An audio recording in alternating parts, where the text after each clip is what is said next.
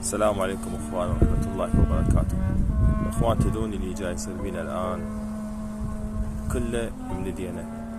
الاعداء تجرأوا وحرقوا القرآن اكثر من مرة، كله بسببنا، لان احنا مع الاسف الشديد بعيدين كل البعد عن القرآن الكريم.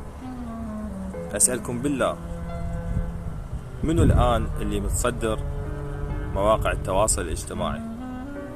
أكثر الناس اللي متصدرين هو منو؟ أكثرهم المطربين العاريات والعياذ بالله، وغيرهم من الناس التافهين والشواذي اللي يقمزون 24 ساعة. أكو غيرهم هم ذول أكثر شيء متصدرين. يعني أنا طبعا أتكلم عن بعض الناس والأكثرية للأسف الشديد اللي يدعمون هذه المحتويات التافهة ويصعدوهم وبعدين يحجون عليهم ذولا غلطانين وذولا كذا. بينما شوف قارئ القرآن، كم شاب عندنا يقرأ القرآن الكريم اللي هو أقدس شيء عندنا القرآن، اللي هسه احنا محروق دمنا عليه، وجاي نقول هذا الشخص شلون يحرقه وشلون كذا. لا، انت وين عن القرآن؟ انت جاي تسمع القرآن وتقلبه، ما لك علاقة به، لا تدعمه، لا توصل صوت قارئ القرآن. يعني هذا الشاب المؤمن لما نشوفه جاي يقرأ القرآن، شنو الإشكال اللي راح يصير؟ شنو الضرر اللي عليك راح يصير إذا أعطيته دعم ووصل الصوت؟ شنو الإشكال يعني؟ أنا اللي متكلم أمامكم صار لي فترة طويلة أقرأ القرآن الكريم. أكو شخص يعرفني بيكم؟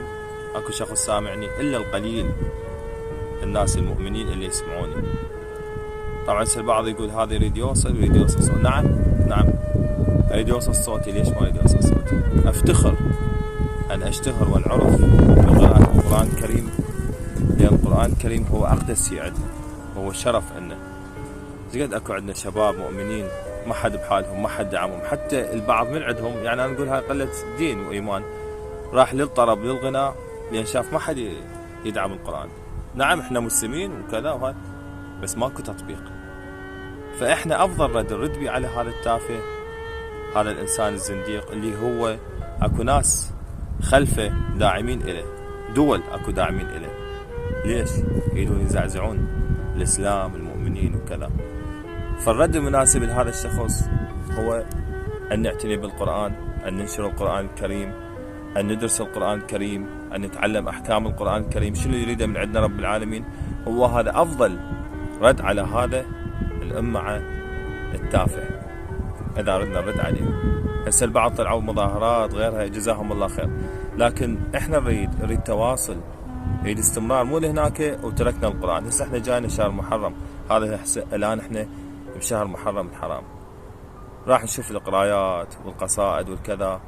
هاي طبعا الله سبحانه وتعالى جعلها بركة لنا.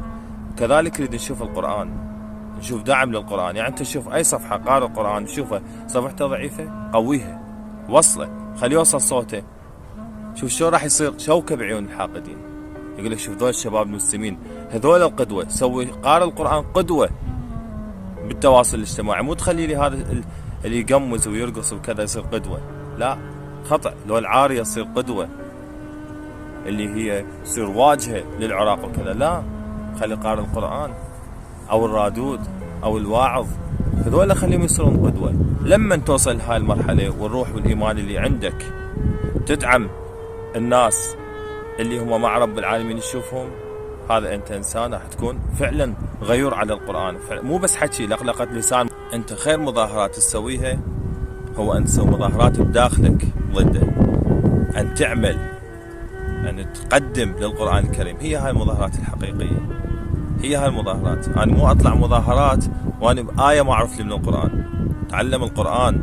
هسه جزاكم الله خير إذا طلعتم مظاهرات، هذا الشيء من الزينات، لكن قبل ذلك لازم تتعلم القرآن الكريم، تدعم القرآن، أن تكون مع الله سبحانه وتعالى قلبا وقالبا، مو بس لقلقة لسان. المفروض تكون مع الله قلبا وقالبا. وأسأل الله سبحانه وتعالى أن ينصر الإسلام والمسلمين بحق محمد وآل محمد. والسلام عليكم ورحمة الله وبركاته.